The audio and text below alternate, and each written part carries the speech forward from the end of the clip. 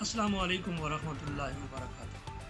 ناظرین، آپ جانتے ہیں کہ کافی عرصہ سے ہمارے عرب امارات میں ہمارے پاکستانیوں کی وزٹ ویزے بند ہیں۔ جانتے ہیں اس کی وجہ کیا ہے؟ پوری دنیا سے لوگ آ رہے ہیں اور پاکستان کی ویزے کیوں بند ہیں؟ اس کے پیچھے ریزنز کیا ہیں؟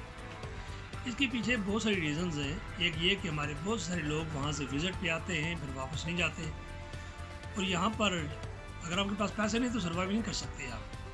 اس کے لیے پھر 2-3 قسم کے حربے اختیار کرتے ہیں، جن میں سے ایک حربہ عام طور پر یہ ہوتا ہے کہ ہاتھ میں کچھ پھول لے لیے، کچھ پینسلز لے لیے، پین لے لیے، کچھ مسواک لے لیے، اور جگہ جگہ جاتے ہیں، کہتے ہیں کہ جی ہم نے بیچنا ہے، پھر ساتھ کہتے ہیں کہ ہم نے کھانا نہیں کھایا ہوا، پھر ساتھ کہتے ہیں کہ ہم نے رینٹ پے کرنا ہے۔ تو بیسیکلی وہ تھوڑا سا بھیک مانگنے کا ایک معزز سا طریقہ ہے۔ دوسرا طریقہ یہ ہوتا ہے کہ رمضان کے مہینے میں بہت ساری خواتین جو برقع پہنے کھڑی ہوتی ہیں مختلف مقامات پر، مختلف مساجد کے باہر، اور بھیک مانگ رہی ہوتی ہیں، تو اس کا دوسرا سبب یہ ہے۔ اور ایک تیسرا سبب جو سب سے زیادہ ان کے لیے پریشان کن ہے وہ یہ کہ ہمارے بہت سارے لوگ جو بظاہر پاکستان میں یہ نعرہ لگاتے ہیں کہ اللہ کے علاوہ کسی سے مدد نہیں مانگنی، وہ یہاں پر آتے ہیں اور آ کر یہاں پہ بڑی بڑی کمپنیوں میں جا کر جاتے ہیں اور جا کر ان سے کہتے ہیں جی کہ ہم نے مدرسہ بنا رہے ہیں، مسجد بنا رہے ہیں، یہ کر رہے ہیں، وہ کر رہے ہیں، لوگوں کو پریشان کرتے ہیں۔ اور یہ بھی ایک بھیک مانگنے کا سب سے بڑا طریقہ ہے۔ آپ بولیں گے بھیک مانگنے کیوں کہہ رہا ہوں؟ ایک بندہ اگر مدرسہ بنا رہا ہے یا مسجد بنا رہا ہے تو اس کو ہم بھیک مانگنا کیسے کہیں گے؟ ناظرین، میں آپ سے ریئل سٹوری شیئر کر رہا ہوں کہ میرے انتہائی قریبی دوست ہیں، وہ یہاں پہ ہی پلے بڑے ہوئے، تو انہوں نے مجھے ایک دن کہا، انہوں نے کہا ایک مولانا صاحب ایک سے ایک بات کہوں اگر آپ مائنڈ نہ کریں۔ تو میں نے کہا یار کیا مائنڈ کرنا، مجھے بتائیں۔ اس نے کہا جانتے ہیں کہ یہاں پر ہمارے ساتھ کیا ہوا کہ ہم نے نیا میں نے لائسنس لیا اور پاکستان سے 2 مولانا صاحبان آئے، بڑے بڑے ان کی داڑھیاں اور سارا کچھ پورا حلیہ جناب ان کا، بہت بڑے صوفی لگ رہے۔ صوفی تو میں نہیں کہوں گا چونکہ صوفیہ سے ان کا بہرحال تعلق نہیں تھا۔ وہ کہتے ہیں یہاں پہ آئے تو ہمیں کہنے لگے جی ہمیں گاڑی چاہیے رینٹ پہ اور ساتھ ڈرائیور بھی چاہیے کچھ چند دنوں کے لیے، غالباً 15 دنوں کے لیے، 10 دنوں کے لیے۔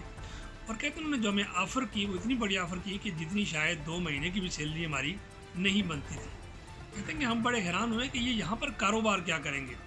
وہ کہتے ہیں جی وہ صبح سویرے ہم ساتھ لے کر نکلتے ہیں اور مختلف بڑے بڑے جو عربی جو لوگ ہیں، جو مالدار لوگ ہیں، ان کے گھروں میں جاتے اور ان کے آفس میں جاتے، گھروں میں جاتے، وہاں سے وہ ٹھیک ٹھاک اماؤنٹ لاتے۔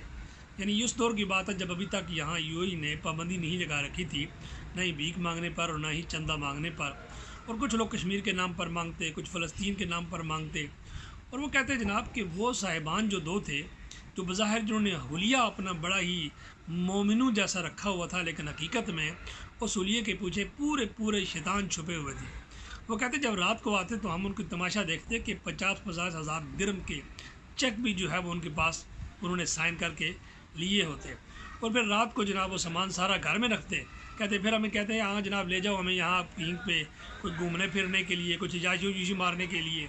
تو کہتے ہیں پھر ایسی جگہوں پہ وہ جاتے کہ جس کا ہم تصور بھی نہیں کر سکتے تھے۔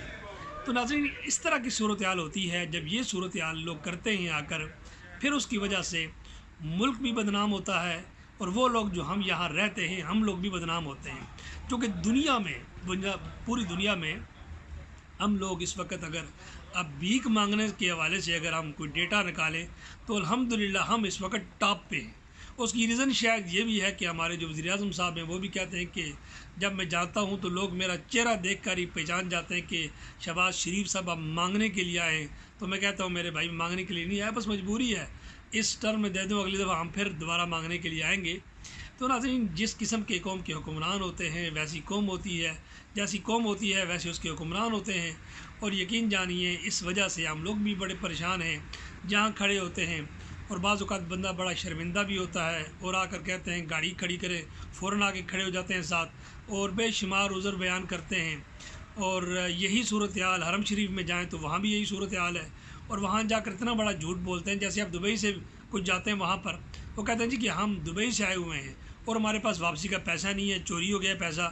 حالانکہ آپ جانتے ہیں کہ عمرے کا قانون یہ ہے کہ جب بھی کوئی عمرے کے لیے جاتا ہے اس کے پاس ریٹرن ٹکٹ ہوتا ہے، سارا کچھ اس کے پاس ہوتا ہے، رہائش اس کی وہاں پر موجود ہوتی ہے۔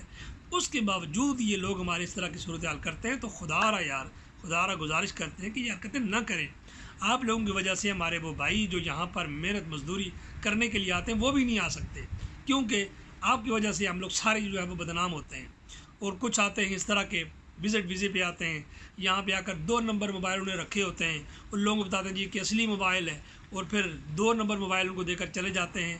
تو اس قسم کی حرکتیں ہم لوگ یہاں پر آ کر کرتے ہیں، جس کی وجہ سے ملک بھی بدنام ہوتا ہے، یہاں پر جو رہنے والے ہیں وہ بھی بدنام ہوتے ہیں، اور وہاں سے جو آنا ہو جن لوگوں نے کاروبار کرنے کے لیے، مزدوری کرنے کے لیے، محنت مزدوری کرنے کے لیے، اپنے گھر والوں کو پیٹ پالنے کے لیے، وہ بھی نہیں پال سکتے. تو خدا را اس رویے کو ترک کریں، اس رویے کو چھوڑیں اگر ہم لوگوں نے دنیا میں کوئی عزت کے ساتھ اگر رہنا ہے.